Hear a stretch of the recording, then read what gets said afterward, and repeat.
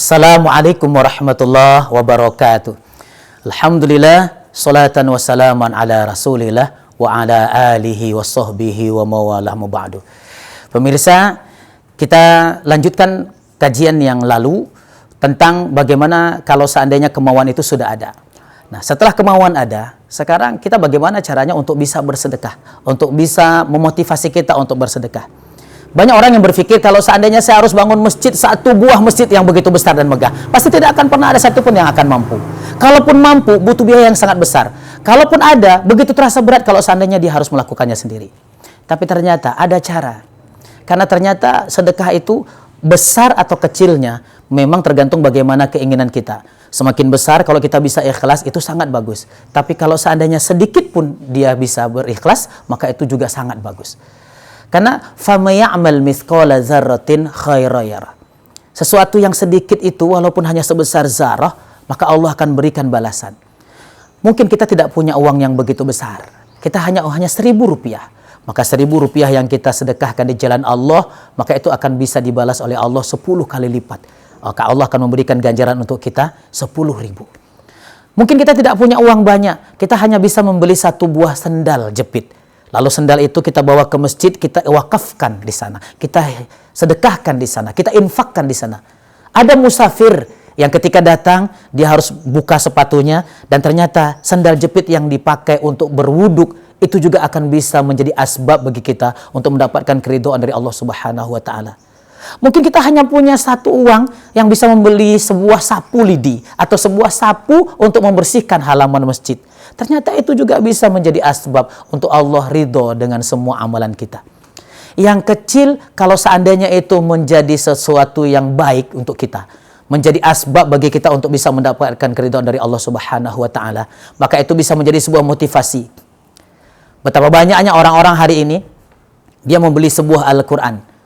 Dia tahu kalau seandainya Al-Quran itu dia letakkan di rumah, mungkin hanya beberapa orang saja yang bisa mengambil manfaat. Lalu Al-Quran tadi dia bawa ke masjid, dia wakafkan ke masjid, dia sedekahkan ke masjid, dia infakkan ke masjid.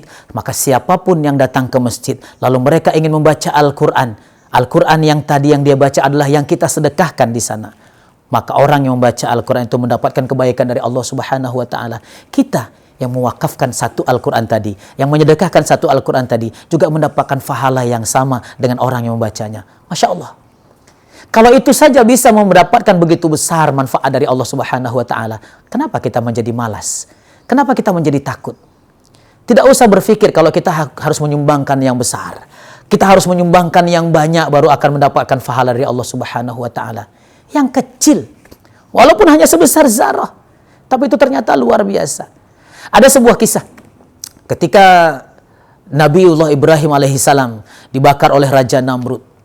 Maka datang seekor semut membawa satu tetes air. Dan ketika dia ditanya, untuk apa satu tetes air ini? Toh tidak akan bisa memadamkan api. Tapi semut tadi tak optimis, dia mengatakan, biarlah yang satu tetes ini menjadi keberkahan dari Allah Subhanahu wa Ta'ala. Nanti aku akan dicatat kalau aku juga ikut serta memadamkan api. Aku ikut serta menolong Nabiullah Ibrahim, kekasihnya Allah Subhanahu wa Ta'ala. Satu tetes air ternyata bisa dicatat oleh Allah menjadi sebuah kebaikan. Bayangkan kalau satu gelas, bayangkan kalau satu ember, bayangkan kalau satu bak, bayangkan kalau satu sumur.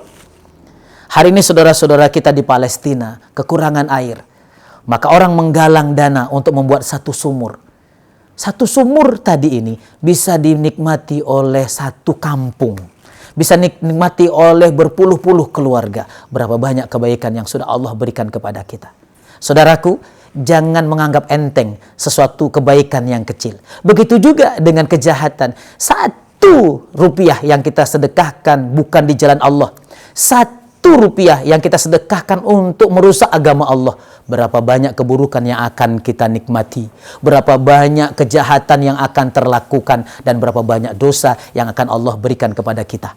Mudah-mudahan kita senantiasa melakukan kebaikan walaupun kecil. Dan kita senantiasa menjauhkan diri kita dari keburukan walaupun itu kecil. Karena sedikit demi sedikit lama-lama akan menjadi bukit. Mudah-mudahan ada manfaatnya. Hadanallahu wa iyyakum ajmain. Assalamualaikum warahmatullahi wabarakatuh.